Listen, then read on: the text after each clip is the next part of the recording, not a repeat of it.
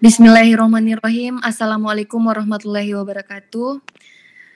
Baiklah, terima kasih atas kesempatan yang telah diberikan. Baiklah, kali ini kami akan mempresentasikan hasil kerja kelompok kami yang berjudul klasifikasi email spam menggunakan algoritma naik bias. Nah, kami beranggotakan 3 orang, di mana yang pertama itu Muhammad Ragil Sulfahmi, yang kedua Fajar Hidayat Muhlis, dan yang terakhir saya sendiri Andi Nur Intan Permatasari. Adapun pendahuluan atau latar belakang dari klasifikasi email spam menggunakan algoritma naik bias, yaitu email atau electronic mail merupakan salah satu fasilitas internet yang digunakan untuk melakukan komunikasi atau berdiskusi, atau biasa disebut dengan mail list. Nah, transfer informasi atau penyebaran informasi berupa file atau mail attachment antar pengguna internet dengan cara mengirim dan menerima pesan antar pengguna. Nah, sedangkan pengguna yang kurang baik memanfaatkan email untuk menyebarkan informasi-informasi yang tidak baik seperti virus. Nah, tidak sedikit pula pengguna yang menggunakan email untuk media iklan suatu perusahaan atau mempromosikan produk bisnis tertentu. Nah, email seperti itu biasa disebut email spam.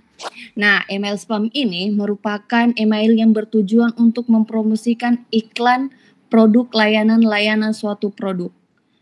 Email spam dikirim ke banyak orang tanpa melakukan izin terlebih dahulu ke pemilik email yang dituju.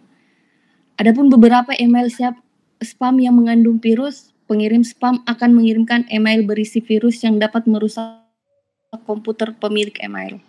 Spam tidak hanya mengganggu tetapi dapat berbahaya dan mengakibatkan pencurian identitas dan kehancuran finansial. Nah, adapun untuk mengatasi masalah tersebut diperlukan suatu filter. Nah, salah satunya adalah klasifikasi yang dapat memisahkan spam email dan bukan spam email. Nah, materi selanjutnya akan dibacakan oleh saudara kita Muhammad Ragil Sulfahmi. Kepadanya kami persilahkan. Terima kasih atas kesempatannya. Yang materi selanjutnya itu adalah metode. Metode yang digunakan untuk mengklasifikasikan dataset untuk mendapatkan prediksi email spam atau non spam adalah naik bias.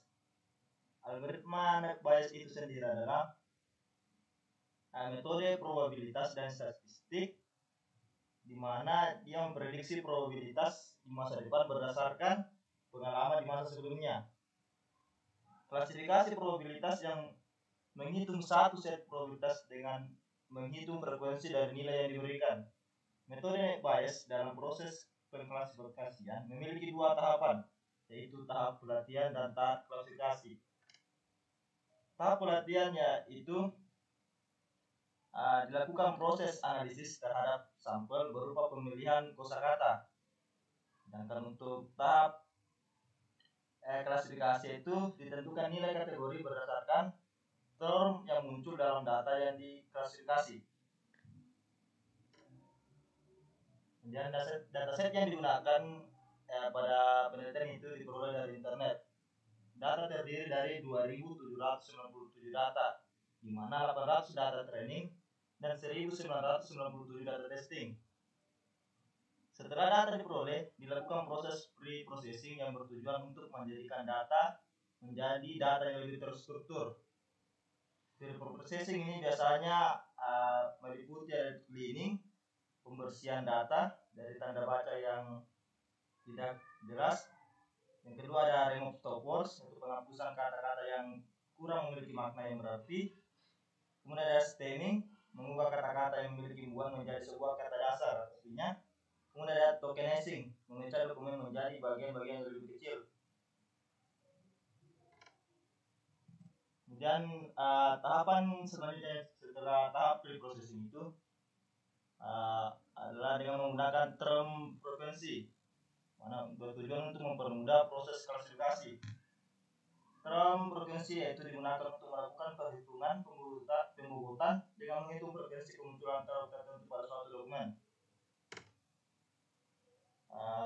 Performance evaluation measure atau memiliki tujuan untuk mengevaluasi model yang telah dibuat dan mempresentasikan prediksi kondisi sebenarnya dari data yang dihasilkan oleh algoritma yang digunakan. Setelah klasifier dilatih dengan tentang kosakata, kinerja dievaluasi pada dokumen uji.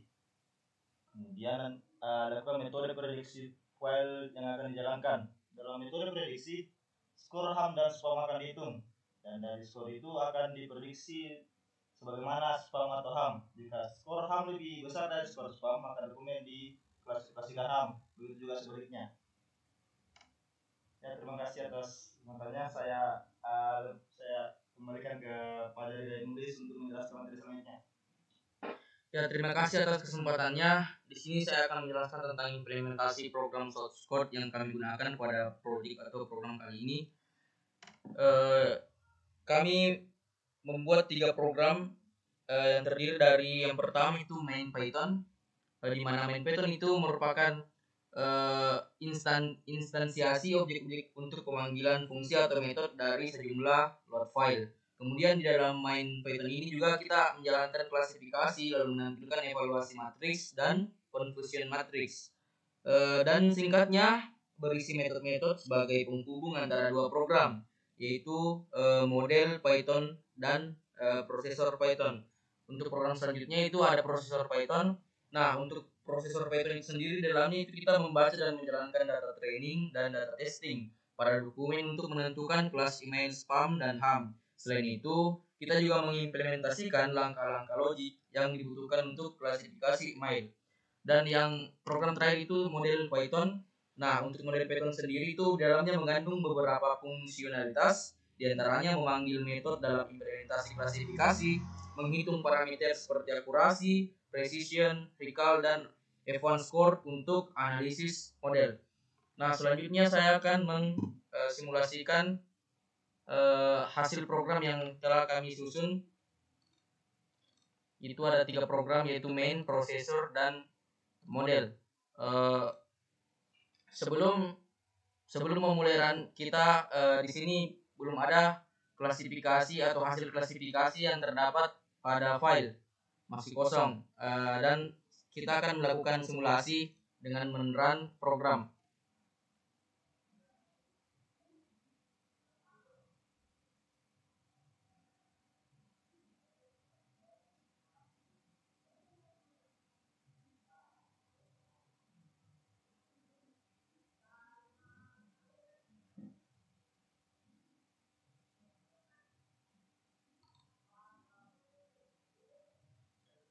Nah, ini adalah hasil run atau output dari program yang telah kami buat.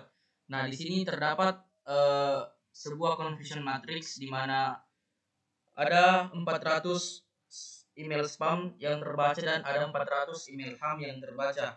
Nah, untuk akurasi measure-nya itu ada sebanyak 0,9125, untuk precision measure-nya 0,998, untuk recall measure-nya 0,84, untuk F1 measure-nya itu ada 0,90. Nah, untuk output program sendiri main P itu menampilkan nilai dari confusion matrix beserta evaluation matrix, yang mana diantaranya pengukuran untuk akurasi, precision, recall, dan F1 score. Untuk melihat hasil dari klasifikasi emailnya itu kita bisa melihat ke sini, result txt. Di sini inilah hasil pembagian klasifikasi spam dan HAM, yaitu sebanyak 800 data, 400 untuk spam dan 400 untuk HAM. Selanjutnya saya kembalikan kepada moderator.